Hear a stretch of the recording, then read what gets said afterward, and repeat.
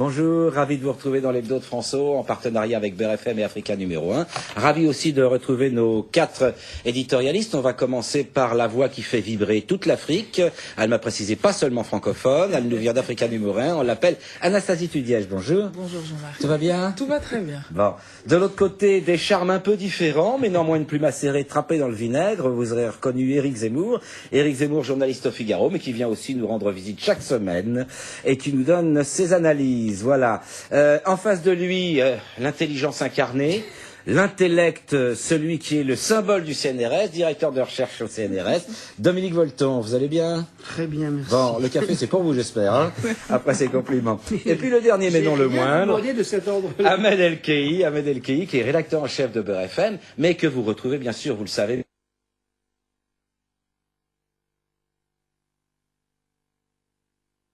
France, pardon, mais sur François, toutes les France, une émission de débat. Ahmed qui a eu la gentillesse de venir nous voir, ne vous inquiétez pas, Nadir Djennad est en reportage, il fait son métier, il nous reviendra la semaine prochaine, mais on est très content Ahmed et merci d'être venu. Je vous en prie. Voilà, alors les présentations sont faites, l'adresse, vous pouvez nous faire vos compliments ou même de temps en temps nous disputer, ça vous arrive, on répond toujours et de toute façon on est heureux de communiquer avec vous. C'est hebdo@rfo.fr. Je répète, hebdofrançois@rfo.fr. Voilà, ça a dû s'afficher sur l'écran tout de suite. Voilà, les principaux thèmes qu'on va traiter aujourd'hui. D'abord, on va parler du voyage du pape en Israël. On abordera la situation très tendue au Sri Lanka, qui s'est conclue, hélas, par un massacre il y a quelques jours dans la partie nord, la partie tamoule. Et puis, nous parlerons aussi du rapport de la HALD. La HALD, vous savez, c'est la haute autorité de lutte contre les discriminations. Et enfin, nous aborderons, avec le temps qui nous reste, la situation politique française. Mais on va d'abord commencer par Benoît XVI. Benoît XVI en Terre Sainte. Il a dit ce qu'il pensait de mal du mur qu'érige Israël. Il a dit qu'il était favorable également à l'existence d'un État palestinien, à la création d'un État palestinien. Et en même temps, lors de son discours de Yad Vashem, certains observateurs ont trouvé le ton froid, manquant de chaleur, manquant le mot pardon, disent certains. Alors, Éric Zemmour, j'ai un peu envie de me tourner vers vous. Ce pape, il a fait preuve de discernement, de manque de discernement ou de courage politique avec cette attitude en Israël? J'ai envie de dire ni l'un ni l'autre. Ce pape, moi je le vois comme c'est un intellectuel, c'est un théologien. C'est pas du tout, c'est le contraire de son prédécesseur qui était un homme très médiatique, qui jouait sur l'empathie, sur l'émotion, qui était une bête de médias.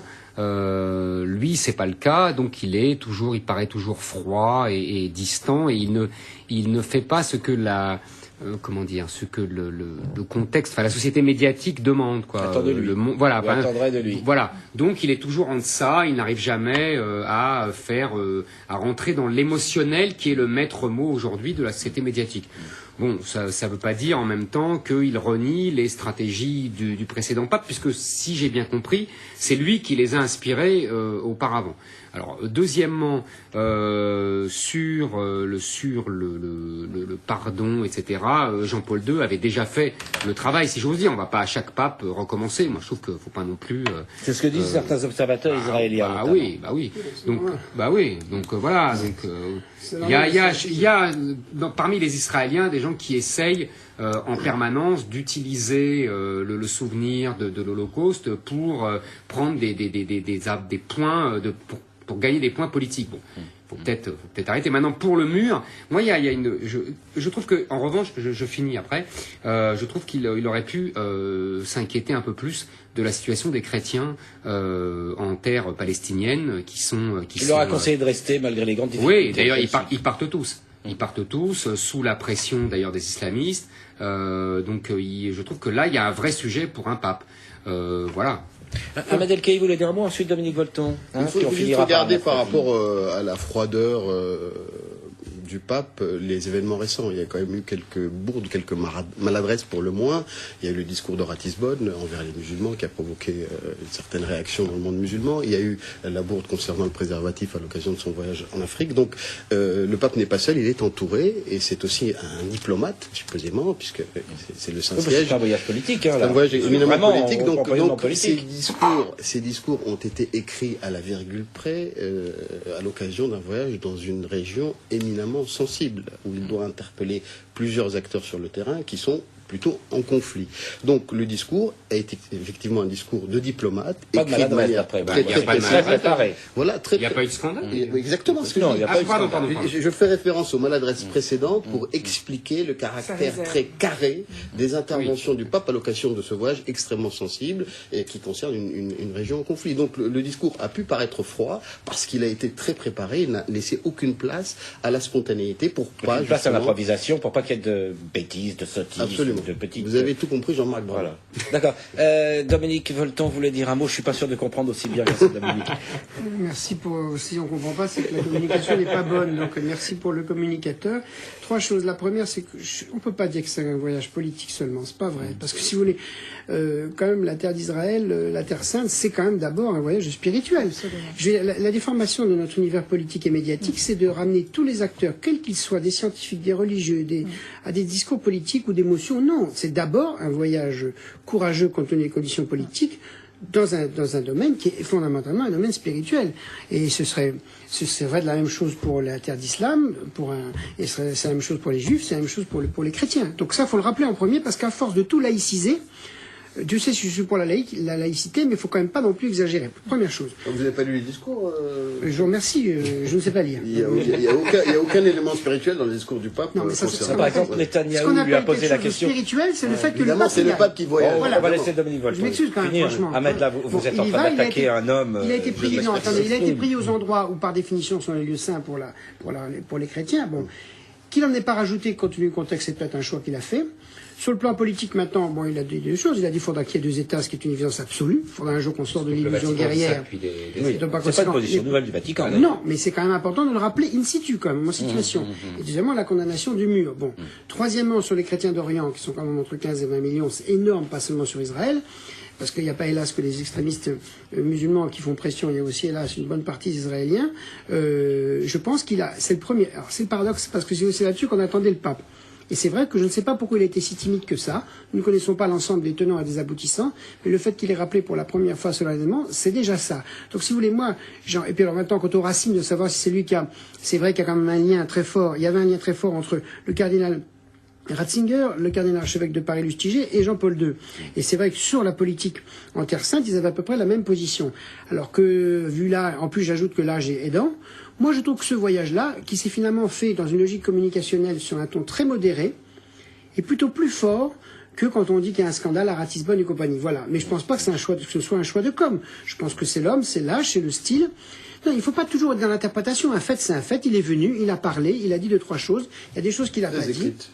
Mais comme toujours. Attendez, mais vous croyez, franchement, et puis même vous quand il y a une pensez que erreur. c'est toujours très très écrit. Mais oui, mais moi, attendez, il y a 2 choses. Ahmed semblait dire que parfois il y a mais attendez, il y a 2 choses à dire. Mais même Ratisbonne, c'est très écrit. Mais attendez, mais il y a 2 choses à dire dans l'histoire. Ça fait scandale, mais il y a une réponse derrière. On va laisser Dominique Volton finir. Parce que c'est un problème de fond. Après, on donnera la parole. Les journalistes, c'est dans leur force et leur faiblesse, sont toujours en train de savoir où ça dérape.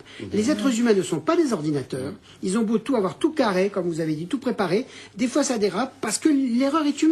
Alors, Ratisbonne, était-ce stratégique, était-ce une erreur? Errare humanum est diabolicum. Bien sûr. Donc, par conséquent, moi, j'ai envie de dire que ce soit un pape ou un président de la République ou un premier ministre, laissons le droit aux erreurs aux hommes. Par contre, c'est normal que d'ailleurs on dit, bon, écoutez, vous avez fait le mot boulette, je l'aime pas, mais vous avez dit ça, pourquoi? Si vous voulez, le droit, il faut d'abord, je m'exprime mal. Ce que je veux simplement dire, c'est que c'est un formidable progrès, la mondialisation de l'information, mais à condition qu'on n'aborde pas tous les acteurs de l'information de la même manière. Un religieux, c'est pas un scientifique c'est pas un politique c'est pas un entrepreneur. Et si vous voulez, la mondialisation de l'information, si elle rabote toutes les logiques, et si elle traite tout de la même manière, on y perd. Voilà. Vous avez, j'ai tout compris ce que vous avez dit, Dominique Volton. Formidable. Je suis d'accord avec ce que vient de dire Dominique Volton. Ouais. Le pape est avant tout une autorité morale, religieuse, et la terre sur laquelle il a été est quand même une terre absolument mythique, une terre fondatrice pour les chrétiens catholiques. C'est une terre extrêmement importante et il s'agit quand même d'un souverain religieux. Je vous mets tous au défi de me donner quelques phrases de son message religieux. On n'en entend parler nulle part. Il y a certes le discours officiel, mais le discours d'un religieux, ce sont les homélies. Et là, Personne, rien n'a été rapporté, ce que je trouve un peu Alors regrettable. peut-être qu'il faudra se poser la question du rôle de la religion dans les médias et comment elle est représentée, parce que ce que vous dites est vrai pour peut-être aussi pour d'autres religions. Absolument. Moi, j'ai quand même une question à poser de On journaliste. n'en parle pas assez de manière religieuse de la religion. c'est vrai. Voilà. Ouais. On Il y a en parle des de émissions manière- pour ça sur le service Attendez, public, en tous, tout cas. je Non, mais je le sais. je précise aux Mais elles sont téléspectateurs. et bien sûr, elles sont cantonnées tout le dimanche matin, entre le saucisson. Et je pense que vu l'importance du fait religieux dans nos sociétés, on pourrait faire deux progrès. Un, aborder de manière laïque toutes les religions, d'une manière laïque, c'est-à-dire journalistique, du point de vue de la culture, de la C'est-à-dire le fait connaissance. religieux. Le fait religieux comme un fait social et culturel, d'une part, et d'autre part, donner plus de place aux religions dans leur approche de la réalité sociale, quelles que soient les positions de telle sorte. Proposition de Dominique il a quand même Volton, célébré si un J'ai souvent programmateur dit, cet homme. de France Télévisions l'entend, Mais attendez, j'ai souvent on vous dit- donnera le numéro de téléphone de Dominique Mais Volton. attendez, je suis administrateur de France Télévisions, je réclame depuis des années, sans aucun succès. Un scientifique n'a, hélas, pratiquement jamais d'influence sociale et politique. C'est triste. Donc, Alors, on moi, reconnaîtra qu'il a raison quand il est mort. Dominique, Au revoir. je voudrais qu'on Ça continue vous quand laisse de même un l'espoir. petit peu, parce que bien que vous soyez, pour les uns, rappeler le rôle religieux et l'importance religieuse du pape, il y a quand même peut-être qu'il faut se poser la question pourquoi on voit toujours l'aspect politique. Après son entretien avec le pape, Benjamin Netanyahou, qui est le Premier ministre israélien, a déclaré avoir été entendu, je cite ces termes, hein, à propos de l'Iran et de sa position agressive vis-à-vis d'Israël. Alors moi j'ai un peu envie de poser la question, vous croyez le pape capable d'avoir rassurer Netanyahou sur ce que la papauté peut bien penser de l'Iran Est-ce qu'on- et il de peut sa le rassurer politique Ouais. entre guillemets agressive Non, pas, il vis-à-vis peut le d'Israël. rassurer, Bah, Alors, c'est là c'est ce que dit Netanyahou. Ouais, c'est et bizarre. là, c'est plus un journaliste, c'est un homme politique qui utilise, Oui. si j'ose dire. Mais alors justement, là, toute la contradiction est là, parce que vous avez parlé du message religieux qu'on n'entend pas. Or, tous les gestes forts sont des gestes politiques. Parler de la création d'un État palestinien, dire Parler aux jeunes du Palestiniens fait que le de mur ne n'est pas pas une bonne aller chose. vers la violence ou le terrorisme, qui peut être aussi interprété comme un message religieux, puisque la religion refuse la violence. Enfin bon, après rencontre avec le Premier ministre israélien. Alors, je veux bien qu'on parle des messes, mais là, ce sont quand même des moments forts. laisse Et en finir. plus, le dialogue entre Benjamin Netanyahou et le pape, c'est pas, on a parlé de spiritualité, des parlé relations d'Iran. entre les communautés chrétiennes et juives, par exemple, en Israël. Non, on a parlé de l'Iran. C'est quand même un problème éminemment politique, avec peut-être une guerre possible dans les mois prochains. Donc, alors dites-moi, où est le religieux? En quoi le pape est-il dans son rôle religieux à l'occasion de cette rencontre? N'est-il pas dans son rôle de chef d'État, puisque aussi le Chef d'un Vatican tout est un petit État. État, le Vatican, certes, mais avec une puissance morale très importante. On va aller vite, Oui, Dominique. c'est mais pas la on vous dimension écoute. politique de l'État du Vatican qui est en cause, c'est la dimension spirituelle et politique. Alors, pour répondre sur la phrase, j'ai été entendu. Là, il y a une chose, il y a une vraie culture qu'il faut avoir, c'est la culture diplomatique. C'est-à-dire que les mensonges en politique font partie du discours de la vérité. Et moi, Il y je avait qu'en politique. Non, c'est important parce que le vocabulaire diplomatique est un vocabulaire indispensable pour maintenir la paix. Et il joue de complexité. Alors j'ai toujours une phrase qui me revient. Raymond Aron me disait une phrase que j'avais adorée quand j'avais fait avec lui il y a 30 ans. Et la télévision m'avait dit, Dominique, quand un diplomate vous dit que la situation est inacceptable, ça veut dire qu'il l'a accepté. C'est-à-dire qu'il y a un code d'intelligence et de culture. Donc, moi... Expliquez-moi le code. Donc, ils ont parlé de religion et Netanyahou est sorti pour dire Premièrement, vous il est n'étiez d'accord avec moi sur vous l'Iran. n'y étiez pas, ni D'accord, moi. mais vous non plus, voilà. Exactement. Enfin, ça serait une nouvelle. Donc, je dis ce que je veux. Non, ce que je veux Voilà. simplement Dominique, dire, allez. je veux simplement dire, c'est, ok, un des deux a dit ça, le silence de l'autre, on n'en sait rien, on ne sait pas ce qu'ils se sont dit, l'un a voulu en parler, ok, dans un vocabulaire. Est-ce que vous pensez qu'ils ont parlé religion, Dominique Volton? Je ne sais pas, ce que je dis simplement aussi, il faut que j'ai un désaccord avec vous là-dessus, je vous dirais, vous êtes en train de tout politiser, tout laïciser, et vous n'y gagnez rien par C'est rapport peut-être à pas les n'importe journalistes qui quelle cause. politisent et laïcistes. Mais non, attendez, vous C'est permettez. peut-être ceux qui reçoivent le pape aussi. Tout bêtement. Attendez, Il y a c'est un par Premier définition. ministre qui sort, qui dit une Mais phrase, je la deux commence, c'est choses tout. élémentaires à rappeler sur la Terre Sainte. Un, c'est un événement religieux. Deux, c'est un événement politique. Trois, comme le monde culturel global aujourd'hui n'est pas très sensible au discours religieux parce qu'il est un tout petit peu plus compliqué, tout le monde ne traite que la dimension politique. Ça Voilà. dépend certains pays, pas très Excusez-moi, sensibles au si on discours est pas religieux. sensible au religieux, là, je sais pas de quoi vous Je vais finir ma parlez. phrase. Les médias globalement dans le monde, vous n'avez pas beaucoup de spécialistes religieux dans aucune des religions, dans aucune des rédactions du monde. Comme vous n'avez pas beaucoup de journalistes scientifiques, il y a quand même des réalités. Des spécialistes politiques, il y en a à tir d'arigot, des gens qui commentent les conneries de nos chefs d'État. Il y en a 75 par rédaction. Sur les actes Mais- de nos chefs d'État. Oui, enfin, je ou comprends du mieux. politique ou du marigot. On a compris. Du marigot Monsieur le qui ministre, on a tourne autour compris. du pouvoir politique, il y en a un certain nombre ici, etc. Donc ça, je dis que moi, en tant que scientifique, je suis furieux de ça, parce que ça prouve que sur le fait religieux, par exemple, qui n'est pas le mien, on traite toute la religion uniquement sur le fait politique. C'est une erreur à terme. vrai, là, on Même parle chose de pour la pape, ça science, a rien à voir. même chose sur l'économie, par exemple. Je prends un exemple. Moi, je serais les journalistes, je serais beaucoup plus critique sur les banquiers, les financiers, qui n'ont rien dit pendant 30 ans, pour qu'on arrive à une crise financière grave. Je dis pas Là, que Dominique Volton. mais je prends un exemple. C'est un exemple de regard. Éric Zemmour voulait, je crois, Quand même. conclure, entre guillemets, Le la religieux, ça conversation existe. sur C'est ce pas point. du politique, le religieux. Éric Zemmour voulait dire un mot. J'écoute, ça me passionne cette discussion. Non, ce qui m'a intéressé dans les discours que j'ai lus, parce que Anastasie a raison, tout n'est pas rapporté, c'est sa réflexion sur l'érection du mur. Alors évidemment, comme tout le monde, il a condamné le mur et il a dit au moment où on supprime les frontières partout, il y a des murs. Moi, je pense que c'est justement pas contradictoire. C'est justement l'un est la conséquence de l'autre. C'est justement parce que on a supprimé des frontières partout que on érige des murs parce que les gens ne se supportent pas et que on met des murs parce qu'il n'y a plus les frontières pour séparer Il y les a gens. moins de murs qu'avant. Il y a des murs partout maintenant. Il y en a de plus en heureusement plus. qu'il y en a pas partout. Non, mais quand je dis partout, il y en a de plus en plus. Oui, Trois Mexique, importants, Mexique, Mexique, États-Unis et Israël. États-Unis, Voilà. Israël. oui, il y en a, mais il y en Même a. en Afrique du Sud, il n'y en a plus. Non, mais vous avez raison de Il y en a eu quand même. Mais vous avez raison. C'est Mais pas ce que je veux comme dire, si c'est tout le que monde érigeait des murs. non, mais ce que je veux dire, c'est par exemple, regardez en Italie, Et la il y a question- des Et mairies la qui ont question- érigé des murs. Oui, bien sûr. Voilà, non, mais Mais vous avez des riches qui et- s'enferment partout dans le monde. C'est Non, ce mais- que j'allais vous et dire. vous avez, Voilà. Oui, mais C'est ce attends, que et vous j'appelle avez, des murs. Non, s'il mais vous c'est plaît, intéressant. s'il vous plaît, C'est et vous avez à intéressant. Rio de M'accorderez que Janeiro c'est intéressant. une Oui, expérience faite par la mairie de Rio de Janeiro d'entourer d'un mur certaines favelas qui sont Voilà. en centre-ville. Voilà, c'est ce que je veux dire. Il y a- C'est la ville- hélas il y a- quelque chose qui, je dis Il y a un hélas, livre très intéressant quelque sur, chose qui semble se il y a un développer livre un très peu. intéressant sur Los Angeles par un urbaniste américain qui explique que c'est la ville de l'avenir et c'est exactement Ils sont ce les que dit ghettos. de voilà Les ghettos. et que donc C'est les ghettos ce dans que je tous les voulais sens du dire terme. c'est qu'on Bon, a ça, non. supprimé les frontières Oui, mais on peut pour dire deux ériger choses. des murs. Alors, C'est c'était intéressant. L'histoire du monde Ouais. va quand même dans le sens de supprimer les ghettos Bah, et les barrières. Vous et qui que- revenez de l'océan Pacifique, Écoutez, moi je vais dire une chose, c'est intéressant. on en finira par là, Oui, parce c'est que- intéressant sur les 3 territoires où j'ai fait une mission, la Nouvelle-Calédonie, Australie, Nouvelle-Zélande. Dans les 3 cas, il y aurait de quoi faire des murs de haine. Parce que c'est comme en Afrique du Sud. En Nouvelle-Calédonie, on était près de la guerre. Justement, tout l'exercice extrêmement positif de la Nouvelle-Calédonie, c'est d'arriver à faire cohabiter des populations qui sont détestées, avec quand même près de 40% de population kanak par rapport aux Blancs.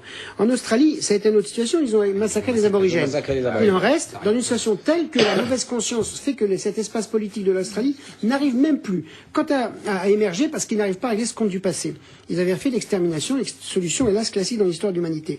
Nouvelle-Zélande, c'est intéressant, les Maoris, c'est-à-dire des Polynésiens, ont tenu tête constamment aux Néo-Zélandais et depuis 1840, ils sont en négociation pour qu'il y ait une cohabitation. Et dans les 3 cas, si vous voulez, on essaie d'éviter les murs. C'est-à-dire que je suis tout à fait d'accord que la pire des choses, c'est la formation des ghettos. Mais en même temps, vous avez une évolution politique dans le monde qui essaie de supprimer les murs pour mettre de la politique. Et quand la politique échoue, on fait des on murs. fait des murs. Bon, Ahmed voulait dire un mot de conclusion. Je voudrais qu'on Sur parle la d'un signification autre- du mur, elle est pas quand même la même partout. C'est vrai. Vous avez parlé du ghetto, etc. Non, là, en l'espèce, c'est quand même un mur politique qui sépare deux peuples et Sur la même terre. et sur la même Sur la terre. même Et terre. si il y avait, au contraire, mur, contrairement, sur la même terre. contrairement à ce qu'a dit Eric Zemmour, en l'espèce, s'il y avait des frontières reconnues, établies, il n'y aurait probablement pas d'issue.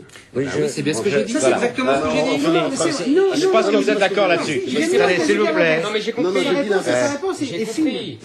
J'ai vu dans, je Sauf crois que qu'il c'est n'y dans aura une pas de revue, frontières. Mais j'ai il vu n'y aura dans pas une de revue, frontières parce que c'est impossible. on en conclura là-dessus, j'ai vu dans une revue un géographe, je crois, qui a, entre guillemets, fait une expérience, il a pris les territoires palestiniens, il a dit c'est une archipel. C'est un archipel, pardon. Je mets de l'eau partout, c'est pas palestinien. Effectivement, quand on voit la carte que ça donne, effectivement, on voit des petites îles partout comme ça et de l'eau partout. J'en finirai là. Je voudrais qu'on aborde la situation très tendue dans une autre île, le Sri Lanka, qu'on appelait avant Ceylan. Le Sri Lanka, il y a un conflit là-bas vieux de 30 ans entre les Tamouls qui vivent au nord, à l'extrême nord de l'île, et le reste des populations, et notamment le gouvernement. Alors, avant toute autre chose, Éric Zemmour, expliquez-nous, qu'est-ce qui explique cet affrontement qui dure depuis 30 ans? Parce que souvent, ici, les gens ne savent pas pourquoi il y a un Mais affrontement vous entre croyez qu'on sait des Tamouls C'est d'un côté et un gouvernement de l'autre. Non, mais il y a depuis 30 ans une guerre civile avec des Et Tamouls. religieuse, en fait, aussi. Exactement. Avec des Tamouls qui veulent, si j'ai bien compris, en fait faire sécession. Et le gouvernement, c'est une guerre de sécession, comme la guerre de sécession américaine. Et le gouvernement refuse la sécession. Garder l'intégrité de son territoire. Exactement. Voilà, et civile et religieuse, comme l'a très bien dit. Qu'on comprenne un peu le conflit, parce que c'est vrai qu'il il y a des massacres. C'est à la fois simple et inextricable. Pour comprendre le conflit, effectivement, il y a l'élément culturel, la question de la langue, l'élément religieux, et l'élément de la colonisation. C'est-à-dire que Ceylan, ça s'appelait Ceylan avant tout à fait, vous avez raison. Avant 1972, c'était une colonie britannique. Et comme tous les bons colonisateurs, quand ils dominent un territoire, eh bien, ils tentent de diviser les composantes de ce territoire pour mieux régner. Mieux régner, oui. C'est vrai que les Tamouls à l'époque avaient obtenu les postes clés dans l'administration, dans le pouvoir politique, et que ça a créé des dissensions, en plus de celles liées à la langue, puisque la majorité parle le singalais, me semble-t-il, et les autres le tamoul. Après, il y a une aire géographique aujourd'hui où sont cantonnés ces Tamouls, dans le nord de l'île. Tout à fait. Donc il faut prendre en compte la colonisation, il faut prendre les éléments culturels et les éléments religieux et l'aspect majorité-minorité. Plein d'enseignements pour ceux qui travaillent sur d'autres questions aujourd'hui. Mais Dominique Golton, vous voulez la J'ai parole? oublié ce que je voulais dire. Oui, pardon. Ça fait rien. Pas grave, ça va revenir. La nuance, c'est simplement, tous les colonisateurs ne sont pas aussi doués que l'ont été les Britanniques pour diviser les peuples et régner. Ils ont été les maîtres dans la manipulation, dans le tracé des On frontières. n'était pas mauvais non plus. Attendez. Ah non, beaucoup moins que les Anglais. Attendez, il faut comparer. Ce qui est comparable à chaque fois, les Britanniques, les Allemands, les Espagnols, les Français, ça, c'est vraiment différent à chaque fois. Je dis pas qu'on a été des anges loin de là. Bon, ça, c'est la première chose. La deuxième, c'est que, hélas, vous avez des conflits dans le monde qui font la une des journaux et qui intéressent, qui sont des enjeux de conflits politiques. Et je ne sais pas pourquoi. Ouais. Le Sri Lanka, ça n'intéresse pas. On se dresse pour le Bangladesh, on se dresse, Dieu merci, pour le Darfour, etc. Et là, sur un problème qui est effectivement classique et complètement révélateur, donc ça fait partie de la justice humaine. On ne sait pas pourquoi. Est-ce qu'il n'y a pas eu assez de journalistes pour tourner la rue? Est-ce qu'il n'y a pas de la télé? Je ne sais pas. Et la troisième chose, et ce qui est fondamental sur ce conflit, comme il y en a d'autres, c'est que à chaque fois, si jamais on n'est pas capable de tricoter la politique, la religion et la société, on risque d'avoir ça dans 50 endroits du monde. Et c'est-à-dire que moi, ce qui travaille sur la question de la mondialisation et de la diversité culturelle, ça me hante vraiment comme obsession, c'est que tout est fait pour que dans au moins 50 endroits du monde, il y ait la même haine qui circule. Dominique. Et donc on trouvera une solution politique, on n'en trouvera pas, mais c'est à chaque fois le religieux, le politique je vais et le encore me culturel. prendre une salve de mauvaise humeur de votre part, mais il y a quand même quelque chose que j'arrive pas à comprendre. L'ONU, ça existe. Ça fait 30 ans qu'il y a un conflit. Comment se fait-il que l'organisme international que vous défendez souvent ici, Tout le temps. C'est une question de principe. Pourquoi est-ce que l'ONU, Obama a protesté, l'ONU a protesté? Excusez-moi, mais c'est comme si rien ne s'était passé, quoi. Ça paraît invraisemblable, incroyable, quoi. D'abord, l'ONU a beaucoup d'argent parce qu'elle n'est pas beaucoup d'armée, donc elle répartit ses capacités d'intervention de manière inégalitaire. Ça fait 30 ans. Oui. C'est les États qui décident, c'est pas une question de Bien moyens. sûr, bien sûr. Non, les États payent l'argent. Vous avez deux choses. Des négociations constantes, c'est comme en Europe. Les États donnent l'argent, et après, vous avez une négociation entre la direction de l'ONU et les États pour agir. Donc, c'est jamais direct. Mais ils essaient d'intervenir là, peut-être moins qu'ailleurs, parce que vous avez l'injustice dont j'ai parlé tout à l'heure. On ne sait pas pourquoi. Ce n'est pas une cause sacrée. Et puis, troisièmement, vous êtes face à des acteurs qui sont relativement puissants, comme dirait l'autre dans la zone, et donc, par conséquent, la marge de manœuvre est relativement faible. Et comme il n'y a pas de mobilisation démocratique et religieuse sur cette question-là, eh bien, une espèce de no man's land. Alors, attendez, Moi, c'est votre question. Eric et ensuite Anastasie. Moi, c'est votre question qui m'agace. Au nom de quoi il n'y a pas de gouvernement mondial? Non, mais les gens l'ONU, ont le c'est droit le de se battre. Je veux dire, excusez-moi, mais c'est la liberté, c'est peut-être triste à dire, mais les gens ont le droit de se battre. C'est la liberté humaine. Le gouvernement mondial, ça serait une tyrannie mondiale que moi, je n'ai pas envie de subir. Avant qu'on soit la tyrannie mondiale, il faudrait même un minimum de principes humanitaires au moins quand même. Justement, l'humanitaire, ce serait Anastasie, le rôle des ONG. On va y revenir. Les ONG qui ont été chassées du Sri Lanka ça a vraiment provoqué un scandale. Alors, ça s'appelle pour moi silence on tue. Mais en même temps, c'est silence on tue parce que un gouvernement qui n'a rien à se reprocher. Plus de journalistes, plus d'organisations gouvernementales. C'est vraiment silence on tue. Un gouvernement qui n'a rien à se reprocher vit avec indifférence au pire. La présence de. Anastasie. Bon, si vous arrêtez votre aparté, Anastasie. En même temps, à propos des ONG et des journalistes, le problème avec les ONG et les journalistes occidentaux, c'est que très souvent il y a des dérapages. page. Et ONG comme journaliste se croient tout permis au nom La liberté des droits de l'homme. de la liberté des droits de l'homme ou d'une couleur de peau Non, qui leur pas non plus. permettrait de venir Est-ce exprimer, que vous laissez voilà. Anastasie s'exprimer? Au nom d'une certaine mentalité, voilà, ils arrivent comme ça, comme tels des espèces de Robin des Bois à porter la justice partout. Et ça me fait penser à cet épisode de cette ONG qui a accusé 3 chefs d'État africains d'avoir des biens mal acquis. Si j'achète à Ahmed El-Kei un objet qu'il a volé, je serai puni et lui aussi. C'est quand même particulier d'accuser les chefs d'État Ahmed et de ne El-Kei pas ne vole accuser. jamais rien, je vous le dis. Je sais. Mais c'est quand même particulier d'accuser un chef d'État et pas l'État qui reçoit les biens mal acquis. Donc il y a une attitude, une démarche chez les journalistes et les ONG occidentales qui font que de toute façon. Je comprends, Anastasie. Ils peuvent être mal Eric, mal vécus. il a fini. Alors, Ahmed, il est agacé. Eric est agacé par ma question sur l'ONU. On a bien compris. Vous avez vu, Eric est agacé par ma Mais vous question êtes sur fasciné l'ONU. par Eric, mais il y a un voisin à côté qui veut parler quand même. Sur l'ONU, ce qui peut... Alors, évidemment, il n'y a pas de gouvernement mondial, mais c'est une organisation internationale qui regroupe tous les États du monde.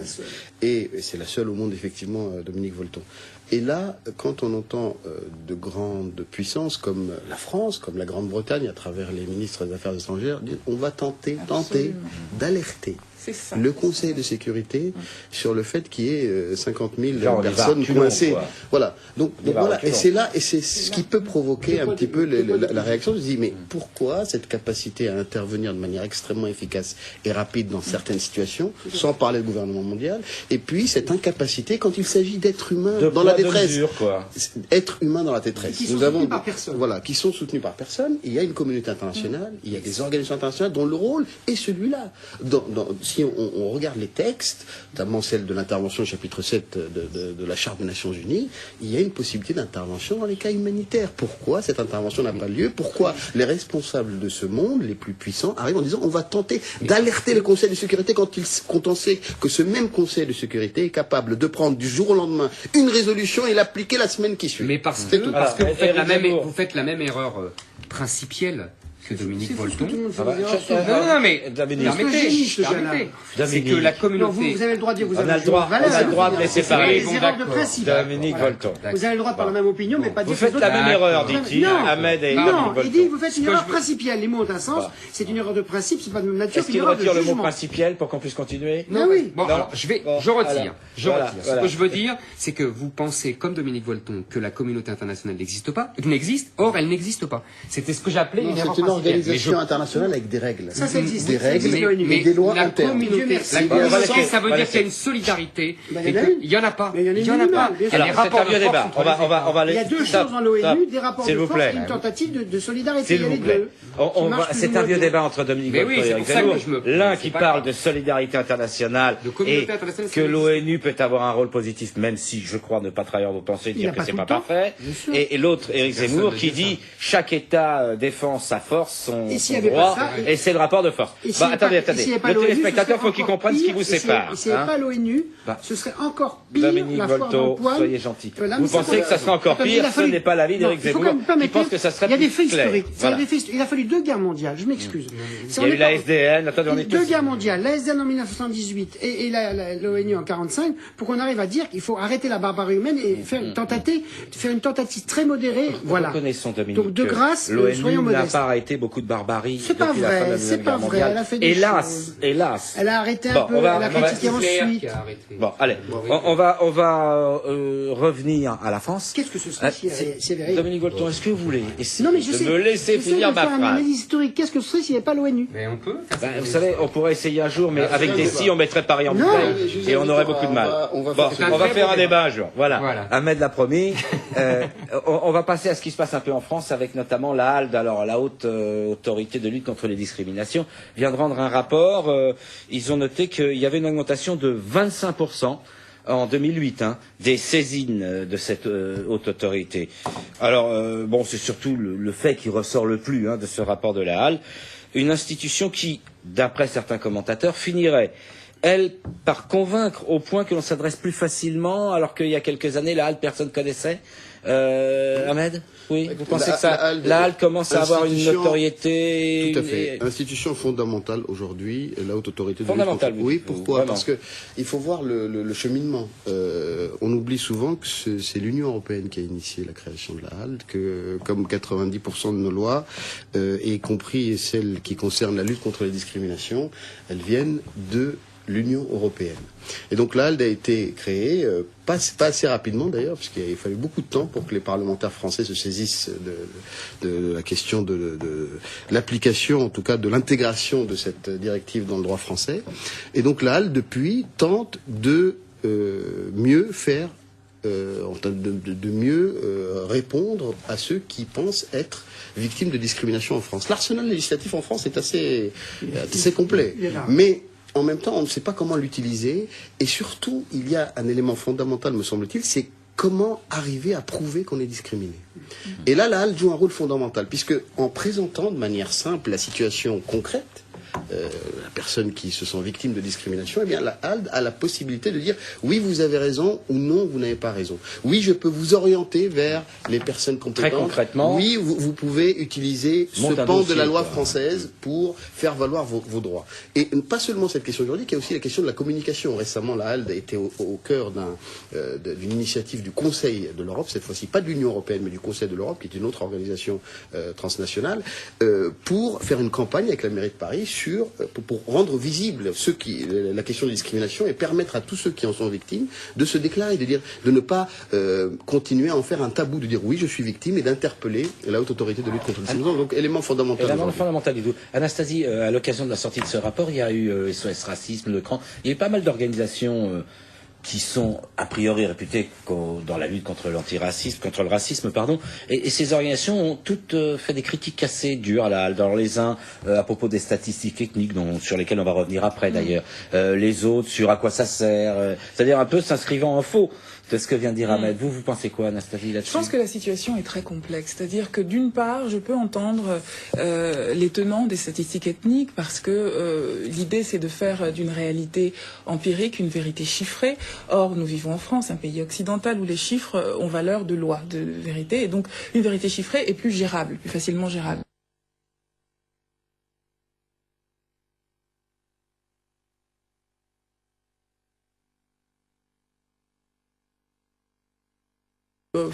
Quand même, un peu. Donc je peux comprendre qu'on ait besoin. Je peux comprendre le besoin de chiffrer pour avancer. Moi, je pense que les statistiques ethniques pourraient être très intéressantes d'un point de vue économique, pour déterminer un marché, pour. Donc vous êtes plutôt pour ces statistiques techniques? Pour moi, mais en même temps. Parce que la HALD s'est exprimée contre les statistiques. Oui, d'accord. Voilà. Donc, et que justement, c'est la raison pour laquelle elle est critiquée. La question qui était posée, c'était pas concernant les statistiques ethniques, c'est bien le rôle de la HALD.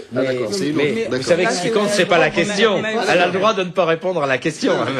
Mais il me semblait que la question, vous m'aviez, mais il me semblait qu'on m'avait demandé mon avis. On va laisser Anastasie s'exprimer. Je pense que c'est juste pour préciser que poser une question sur la HALD, c'est pas poser une question sur les statistiques ethniques. Non, bien sûr, mais ça, on est d'accord. Je croyais que le sujet c'était là. Donc d'un côté, il y a ça. De l'autre côté, bon, moi je pense que la République dispose des éléments de comptage et on peut tout à fait repérer qu'il y a un problème en France autour de la discrimination, et depuis très longtemps, il n'a pas nécessairement besoin de compter les gens pour le savoir. Moi, je vis l'édification de statistiques ethniques un peu comme une espèce d'échec républicain, parce que le meilleur moyen de faire appliquer une espèce d'unité nationale, c'est il tient en trois mots: liberté, égalité, fraternité. Appliquer les lois de la République, et ce n'est pas le cas. Donc, bon. Vous êtes allé plus vite encore qu'on pouvait le souhaiter. Non, pas que la musique, c'est aussi bien comme ça, parce que l'une des principales critiques faites à la HALD par ces organisations, c'est justement son opposition affichée aux statistiques ethniques. Moi, je voudrais qu'on aille un peu plus loin, parce que la HALD, c'est un secret de polichinelle. À partir du moment où elle n'est pas d'accord avec les statistiques ethniques, quelles qu'elles soient, et quelle que soit la forme qu'elle prend, elle se trouve face à M. Yazid Sabeg, commissaire à la diversité, qui vient de déposer un rapport au gouvernement où il ne mentionne la question souhaite les statistiques ethniques volontairement, fait par la volonté propre des gens. Ça s'appelle la mesure de la diversité. La mesure de la diversité. On peut employer, une casuistique de vocabulaire, mais ça revient un peu au même quand même. Donc on se trouve devant quelque chose qu'Ahmed El-Khaï décrit comme important, qui a un rôle, qui est concret, mais qui est attaqué de toutes parts. Alors, qu'est-ce qui explique ça? Pourquoi ces attaques, Dominique Volton? Parce que c'est attaqué aussi bien du CRAN, des SOS Racisme. De l'autre côté, Yazid Sabeg a dit à plusieurs reprises qu'il pensait de la halle. Et c'est pas très gentil. Juste avant de donner la parole à Dominique Volton, est-ce que c'est l'institution qui est attaquée C'est ou sa l'institution qui est position attaquée. sur les statistiques ethniques? En Je l'occurrence, trouve que ce n'est pas la même chose du tout.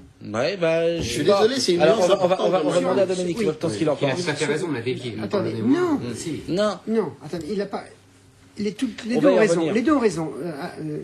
Le journaliste, pardon, vous dit qu'est-ce que vous pensez? Il est aussi journaliste. Mais je le sais.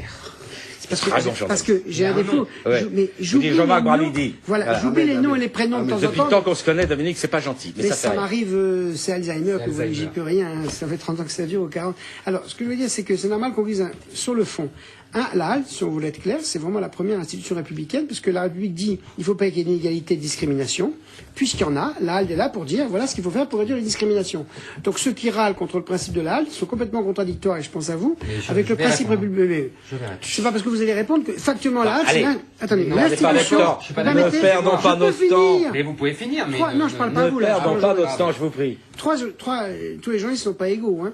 Donc ce que je voulais dire, c'est que la HALT, c'est le principe même d'une institution républicaine, puisque la République dit on peut intégrer avec un ascenseur social, et bien quand on voit d'immenses discriminations comme ça, c'est normal qu'on connaisse une institution. Bon, première chose. Deuxième chose, et immédiatement on a glissé, et tout le monde a raison, sur la question de la discrimination, sur la question des statistiques ethniques, sur la question de l'action positive. Ça veut dire quoi? Ça veut dire que nos sociétés, notamment la nôtre, qui avait refusé apparemment le communautarisme et qui finalement fait d'énormes inégalités socioculturelles en fonction de l'origine des gens, est obligée de se poser cette question politique et qui est fondamentale, c'est qu'est-ce que c'est qu'une société multiculturelle? Qu'est-ce que c'est qu'aujourd'hui intégrer et cohabiter? Qu'est-ce que c'est que le respect des différences culturelles sociales? Comment est-ce qu'on fait pour refonder le pacte républicain? Autrement dit, tous ces débats, je les trouve fondamentaux et pas du tout secondaires. Et quand les gens disent mais c'est pas possible qu'on puisse compter ethniquement, si on en arrive à poser la question de compter ethniquement, ça veut dire que tous les autres principes ont échoué. Donc ça veut dire que Vous partagez ce qu'a dit Anastasie. mais bien sûr, c'est une forme d'échec.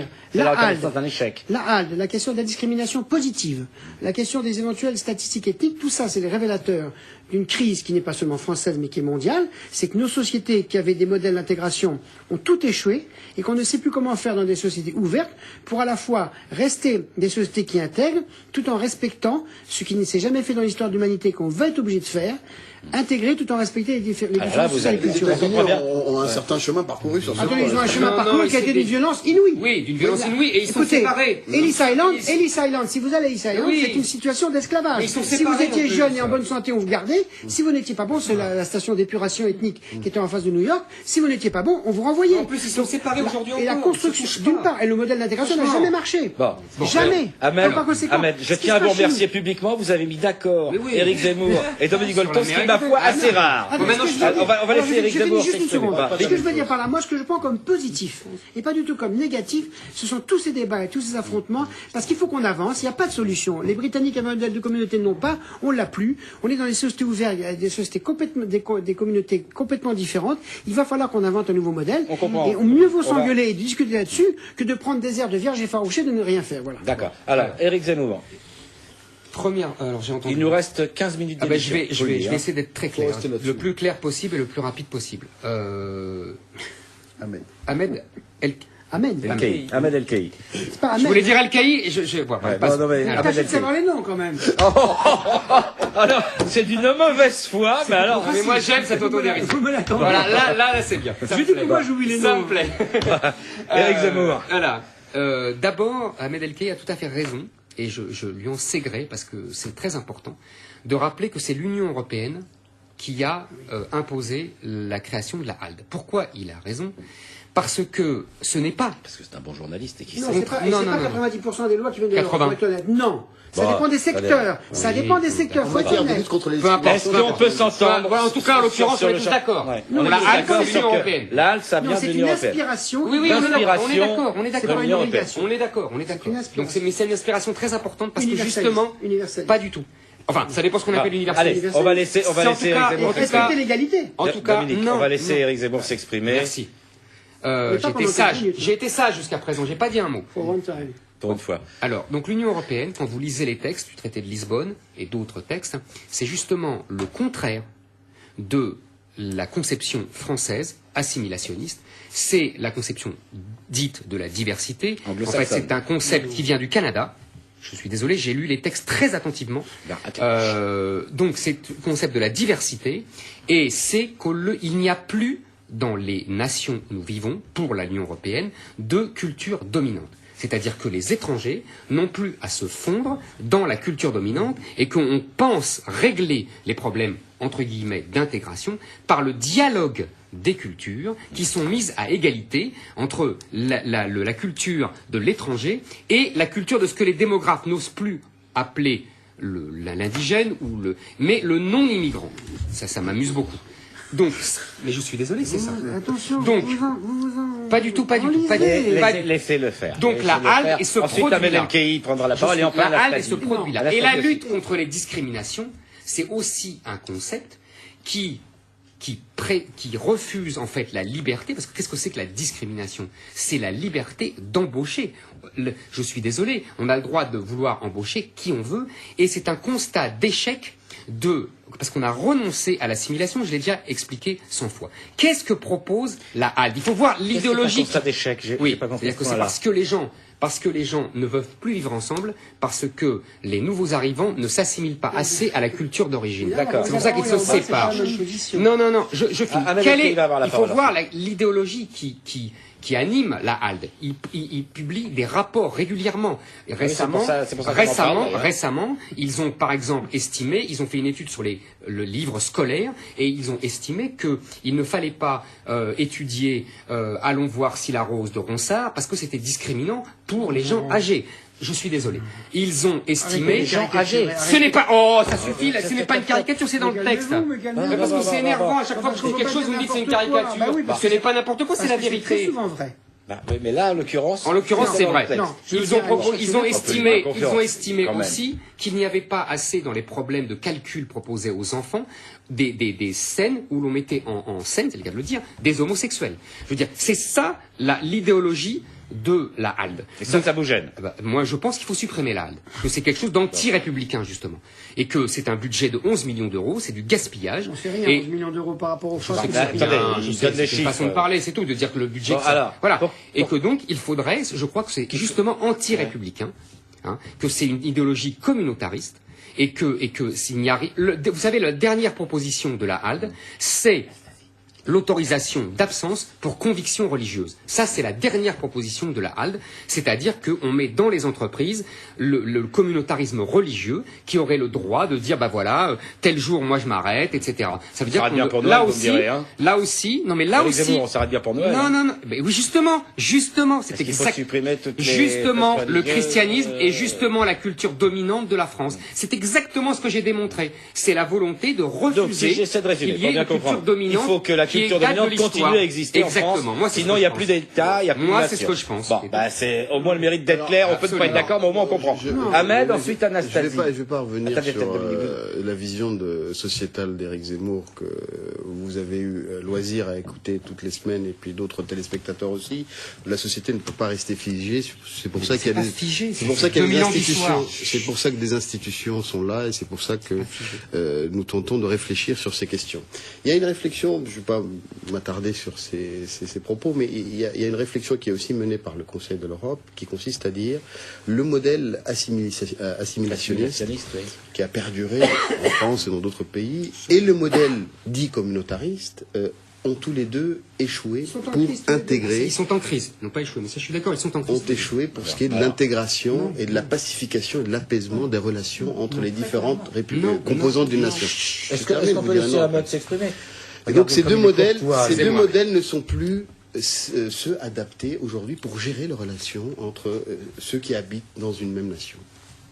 Donc il s'agit de réfléchir sur autre chose, et ils ont parlé d'une notion qui est importante, qui s'appelle la compétence interculturelle, c'est-à-dire prendre en compte les différences sans pour autant bouleverser le modèle, les principes qui sont là, qui sont dans les textes, qui sont dans la Constitution. Il ne s'agit pas de dire notre langue va disparaître, notre culture est menacée, de faire apparaître ces éléments de peur, de menace, mais de dire qu'il y a un socle sur lequel nous sommes tous d'accord, et il y a des personnes qui veulent le rejoindre. Simplement, il faut savoir leur parler, il faut arriver à les intégrer, à les ramener dans ce socle. Voilà, sans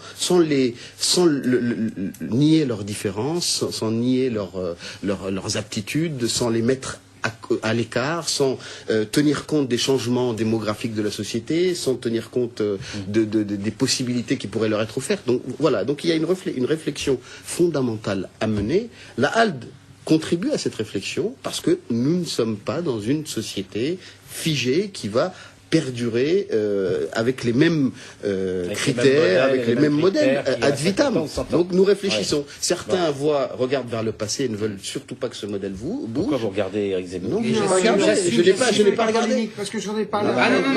Mais là, je suis en train de réfléchir. Conserver un modèle. Non, moi, je suis en train de réfléchir, ni d'être pour ça. Je suis en train de favoriser la réflexion. Et c'est ce qui nous manque aujourd'hui. Je pense que ce modèle était grand, c'est parce qu'on y a renoncé qu'on est dans cette On a renoncé à rien. Anastasie voulait dire un mot. Ce modèle a fait la grandeur de la France. On va chacun s'exprimer. Ahmed El-Khaï parlait tout à l'heure de ces populations, de ces communautés auxquelles il faut savoir parler pour les intégrer. Je crois qu'elles n'attendent que ça. Elles ne demandent que ça. Chez les jeunes Français, chez les jeunes Français d'origine africaine ou d'origine maghrébine un amour pour la France qui est assez incroyable. Écoutez les textes de rap, écoutez dans le dernier album de Rof, la chanson qui s'appelle Paris, mais c'est vraiment émouvant. Anastasie, je ne voudrais pas vous interrompre, mais on pourrait trouver d'autres exemples où l'amour se s'entend moins bien. On le sait tous. Il y a eu des paroles de rap dures sur ça c'est vrai un peu. Non mais c'est pour dire que mais c'est pour essayer de maintenir l'équilibre. Bon, s'il vous plaît. Ce qui gêne, je reviens pas dessus, mais là on était en train de parler d'intégrer les différentes communautés qui vivent en France. Donc voilà, ce que je tiens à dire, et parce que je l'entends et que je le vois régulièrement, les jeunes Français d'origine africaine aiment la France et veulent se sentir français à part entière. Certains ne veulent pas qu'ils en soient. Et certains ne veulent pas qu'ils en soient. On a déjà eu une discussion comme ça, Éric Zemmour, où vous disiez, mais voilà, ces gens se réfugient dans l'histoire, mais ce n'est pas tant ça que les actes. Quand vous cherchez du travail et qu'on vous dit non, parce que alors même que vous avez le même diplôme que François, Benoît ou Gérard, on vous renvoie à l'histoire. Et ce ne sont pas forcément ces gens-là qui veulent retourner vers l'histoire. Donc voilà, pour moi, vraisemblablement, le modèle républicain a vécu. Peut-être faut-il qu'il renaisse de ses cendres, et peut-être que la HALD y aidera, je ne sais pas. Je suis assez sceptique quand même, parce que il y a quand même un faible taux de rendement par rapport aux demandes et aux saisines. Moi, je suis. Il n'y a pas beaucoup de moyens, contrairement à ce qu'a dit Éric Zemmour. 11 millions d'euros, c'est pas tant Voilà. que ça, en fait, rapporté à la tâche. En tout cas, je regrette. Je vais terminer en disant que je regrette que le volontarisme du président Sarkozy là semble s'épuiser devant ce qui pourrait être un véritable levier social et économique et culturel, quoi. Dominique. Oui, si on fait un minimum de zoom arrière, pendant des siècles, on n'a pas demandé l'aide aux populations, c'était assimilation, intégration. Et l'exemple américain est l'exemple le plus typique, c'est-à-dire vous voulez devenir citoyen américain, vous abandonnez vos identités, vos langues, et le moulinage était d'une violence inouïe. Oui, mais en France aussi. Partout en France, pareil, on a tué les langues régionales, etc. Tout le monde connaît. Donc l'histoire, elle n'était pas tendre. Ce qui a changé depuis 50, 60, 80 ans, c'est deux choses. Les deux guerres mondiales qui ont fait qu'on a accepté, et c'est l'enjeu majeur de la charte de l'ONU et de la création de l'ONU, c'est-à-dire, écoutez, il n'y a plus un seul modèle, il y en a plusieurs.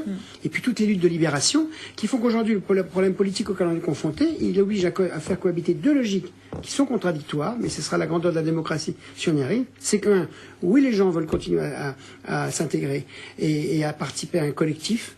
Mais deux, ils veulent qu'on respecte les différences culturelles et religieuses. Et si vous voulez ça, on ne pourra plus jamais revenir. Quand les Britanniques, les Français, les Américains assimilés ou les Chinois, ils intégraient, c'était crac. Maintenant, et c'est l'immense problème du XXIe siècle, c'est qu'il va falloir qu'on gère à la fois deux logiques qui sont contradictoires mais complémentaires. Il faut de l'universel, c'est-à-dire qu'il faut du collectif. Il faut la France, les États-Unis, la Chine, etc. Mais deux, on ne pourra plus jamais faire comme moment. Il faudra qu'on trouve un mécanique social, politique, éducatif qui fasse. Et c'est pour ça que moi, tous ces débats, comme vous le dites, je suis à fond pour, parce que on connaît la position de Zemmour qui dit qu'il n'y a pas d'autre solution. Quelques personnes pensent comme lui, je dépersonnalise. Franchement, l'avancée de la démocratie et de la pensée politique, ce sera d'inventer un autre modèle. Bien sûr qu'il ne faut pas tomber sur le communautarisme, mais personne n'en veut finalement du communautarisme. Vous voyez, il sert de bouc émissaire, mais personne n'en veut. Par contre, tricoter. Vous pensez sérieusement? Non. Je vais attendez, vous avez que certains hommes ou femmes politiques n'ont pas l'utilité du communautarisme. Attendez, quand toute pensée politique échoue, Quand toute pensée politique d'intégration échoue, naturellement, on débouche sur le communautarisme. Que certains fondamentalismes politiques, religieux s'en servent de temps en temps dans le monde, c'est pas la première ni la dernière fois. Mais la grandeur des démocraties, quel que soit leur modèle, c'est que personne n'en veut. Par contre, ce qu'on ne sait pas bien tricoter en ce moment, c'est comment peut-on respecter les différences culturelles et religieuses et sociales, et comment néanmoins préserver l'unité. Et c'est pour ça que les questions de communication, sur lesquelles moi je travaille, m'intéressent, parce que comment est-ce qu'on va arriver à se respecter? C'est pas évident du tout. C'est évidemment pas évident. Vous me permettez, j'aimerais Éric Zemmour, ensuite deux avec petites il nous choses. reste un petit peu de temps pour faire un dernier tour de table. Si vous me permettez, Rapide, hein. Dominique, j'aimerais vous dire deux choses. Je partage tout à fait votre diagnostic. J'aimerais simplement vous dire deux petites choses. La première, c'est que la conciliation entre les deux, moi je continue à penser que la France l'avait inventée, ça s'appelait la laïcité. Et si vous voulez, pour moi, le collectif, c'était la culture française, chrétienne et française, et le privé. Les gens confinaient dans le privé leur culture religieuse. C'est parce que les gens ne veulent plus confiner dans le privé. Et parce que... Attendez. Laissez-le finir, Dominique. Et je pense que c'était la seule méthode, surtout dans un pays de guerre civile comme la France, premièrement. Deuxièmement, qu'est-ce qui se passe aujourd'hui? Parce que vous dites, les gens n'en veulent pas du communautarisme. C'est vrai, idéologiquement, vous avez raison, à part quelques manipulateurs. Mais qu'est-ce qui se passe de beaucoup plus sournois et que personne ne veut voir? C'est que les gens, comme on n'impose plus une culture dominante à la trique, comme vous dites, parce que moi, vous avez raison, je suis nostalgique de l'imposer à la trique. Vous voyez, et je suis tout à fait d'accord avec vous. Comme on le refuse et comme on s'y refuse, mais moi, mes ancêtres, on leur a imposé à la trique. Vous comprenez bien ce que je veux dire. Mais moi, je l'ai. Exactement. Moi, je bénis la France d'avoir fait ça. Et ce que je veux dire, c'est que aujourd'hui, comme on s'y refuse, qu'est-ce qui se passe? Il faut faire de la politique. Non, attendez, Dominique, soyez gentil. J'ai pas fini. Qu'est-ce qui se passe? Les gens se séparent. C'est-à-dire que moi, je vois ce qui est en train de se passer quand Yazid Sabek parle d'apartheid. Il a tort, parce que ce n'est pas la loi, ce n'est pas l'État qui impose évidemment la séparation, mais c'est les gens qui se séparent. Et moi, j'observe, c'est très intéressant. Mais évidemment, c'est pas seulement social, c'est ethnico-social, c'est ça la vérité. Mais ethnico-social. Vous ne voulez pas voir, vous voulez pas voir ce qui se passe en Seine-Saint-Denis. C'est en Seine-Saint-Denis la domination de... Écoutez, sortez un peu. Mais justement, je fais que ça. Non, voyagez, comparez, on m'a imposé la culture française. Mes ancêtres, bien sûr. Mais on m'a imposé, mais je suis désolé. On a appris, je pense, Éric Zemmour et moi, la même chose à l'école, et je pense que mes enfants continuent à apprendre la même chose. Il ne faut pas mélanger les thématiques. Non, c'est vrai. Non, il y a un discours qui est différent. Je suis désolé. Les programmes scolaires, excusez-moi, quand on demande que les programmes scolaires intègrent quelques pans de l'histoire qui ont été un peu oubliés, on a commémoré récemment la question de la traite négrière et l'abolition de l'esclavage. Voilà, c'est une demande sociétale, mais qui ne bouleverse pas le socle commun. Au contraire, elle contribue à l'union. Le socle commun n'est plus enseigné, la chronologie n'est plus enseignée. Elle contribue à la cohésion nationale. Nous avons ce socle commun. Nous apprenons la même chose à l'école. J'ai appris la même chose qu'Éric Zemmour à l'école. Quelles que soient les différences qu'ils voient entre nous, nous avons appris la même chose. Nous avons appris les mêmes poèmes, et mes enfants apprendront les mêmes. Mais ça ne veut pas dire qu'il ne faille pas faire un effort pour que toutes les composantes de cette République, pour qu'il y ait plus d'union, plus de cohésion, soient également prises en compte. Je vais rendre deux exemples très courts qui vont dans ce sens-là. Les auteurs, il nous reste 40 secondes d'émission. J'aimerais bien qu'Anastasie s'exprime. Ce qu'il a dit, c'est qu'il faut élargir le cercle commun. Je prends un exemple simple, les auteurs francophones. La langue française n'est pas la propriété de la France. Vous avez de la francophonie partout. La France a une tragédie, elle n'est pas capable d'intégrer dans son cursus scolaire les auteurs francophones qui ont fait vivre cette langue, qui l'ont inventée au même titre que les poètes français du XVIe et du XVIIe siècle. Donc on a un problème d'élargir le socle en tenant compte des différences, et c'est pas en élargissant qu'on va faire perdre l'unité, on la renforcera. Deuxième chose, sur la laïcité. Moi j'ai écrit X fois, le problème c'est que là Zemmour ne lit pas, mais c'est pas grave. Le modèle de laïcité française, c'est un modèle de combat. Donc, on n'a pas pu faire autrement, ça a été très violent. Je me souviens très bien que j'ai quand même beaucoup... Bon, laissons tomber cette histoire, elle a été forte et faible. Elle était forte ou faible. Non, c'est pas ça, c'est que moi j'ai fait un livre avec le cardinal Lustiger, et plus que ça, c'est intéressant, il était juif, cardinal, catholique, etc. Donc j'ai vu avec lui et toute l'Église de France la violence. Donc, il faut préserver le concept de tolérance, donc de laïcité, parce qu'il y a du génie dans ce concept de laïcité, mais inventer une laïcité de tolérance, c'est pas une laïcité de combat. L'Europe, et pas seulement la France, pourrait le faire. Et je voudrais dire une chose, nous avons exporté dans le monde la laïcité, l'Europe, mais une laïcité de tolérance qui n'est pas construite. Et surtout, sur ces questions-là, on doit faire du comparatisme, parce que tous les pays, Angleterre, Allemagne, Italie, Espagne, on pourrait élargir,